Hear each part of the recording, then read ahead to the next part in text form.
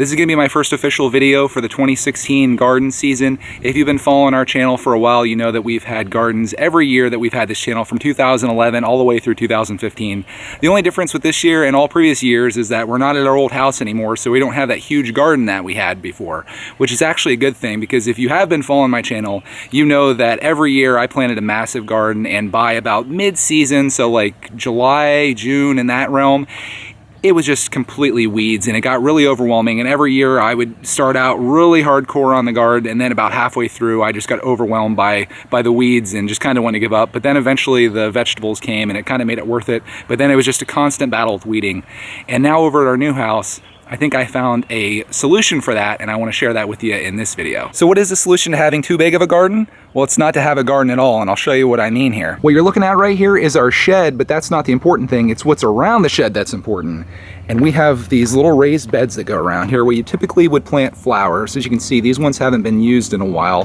The dirt level is pretty low. There's some random flower or weed growing in here. I think these bloom up real nice, but that's the only thing that's in here. And this goes the whole way around the shed, all the way over here around this side. This is the north side. This is the east side, and this is, don't mind that, that's just some PVC pipe that I was using for an experiment that I was going to make something for the chickens out of. And this goes all the way around over here and then back out to the front. There's some different things growing over here. So the other day when I was out here playing with Roxy, I was looking at that space and I was thinking, why don't I use that to its fullest potential and grow all my vegetables there this year? Because it is actually quite a bit of real estate that goes the whole way around here, and this would just be a great spot that I could easily plant stuff all in a row and then weed this out really well. Obviously there's weeds growing in here now, but this is a contained space, unlike a huge garden that I would rototill like out there, or better yet, it'd be way in our backyard there. And it's real easy to water. I have my hose right under there. This is just super efficient, and I think it's going to work out really awesome. Another really cool thing is on the right side of the shed, I have this rain spouting that goes down here, and I thought maybe I could use that in a way to either fill up something for water or to have something go the whole way around the shed, so when it rains, that water diverts down through there and goes the whole way around here. I thought, man, this could be a really great opportunity. So in my mind, this plan works out really well because it eliminates the issue with getting overwhelmed with having too much space and all the weeds that take it over. And also I'm using a space that already existed that I would have had to plant flowers in, and now I can plant vegetables, and it's something that we would eat and use, so I'm effectively using the space that's already given to me. And speaking of planting, here are all the plants that I got from the Amish today, and I'll take you through all these and show you what I'm growing this year, at least to start out with. First thing, this is the Mountain Spring tomato. This is a 4-pack. The one of them's not doing so well, but there's 3 other good ones in here, and I don't think I'm going to use all these. So there's number 1. Got a couple of these. These are orange peppers. These are like bell peppers, and I just love the red and yellow ones. They didn't have those, but they had orange, so I thought, good enough for me. That's what I'm going to get. More peppers. These are sweet banana peppers. Got a 6-pack of these. Again, I don't think I'm going to be planting all these, considering that I just have this space here, around that side, and around the front. It's not a ton of space, but you don't really need that much stuff to grow to really have a good harvest. So I've learned that in the past, that we've just been overwhelmed with stuff that we've been growing, and I think smaller is sometimes better.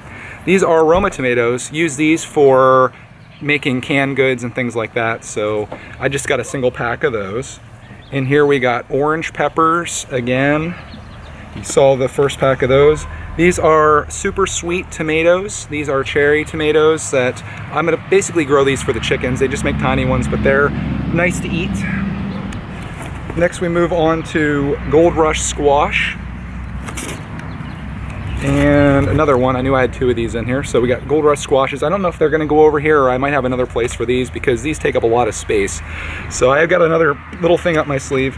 We got 2 zucchinis. And that's just nice to have 2 of those. So I got those. Hey dude, what you doing? Mountain Pride tomatoes. So there's that's our 4th tomato, or 5th tomato I think. And then we got Early Girl tomatoes.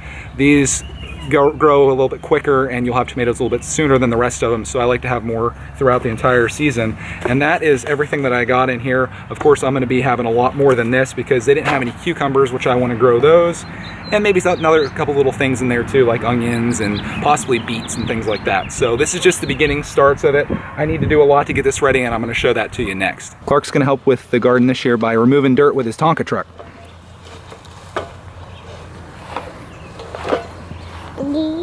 On to the next thing. Here's my garden helper, and she has her toy, her new favorite, Still in one piece. And look who else we have out here. Little Mellow Cat. Yeah. Scared to death of him.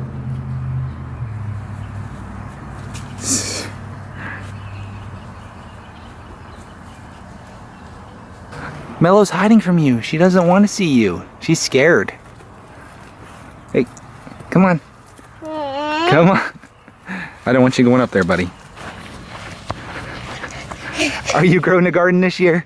Are you gonna grow a garden? I mentioned that this soil is a little low in here and not very fertile from the looks of it. So here is what I got. 12 bags of Miracle-Gro garden soil. This was on sale at Lowe's. I think it was $2 a piece.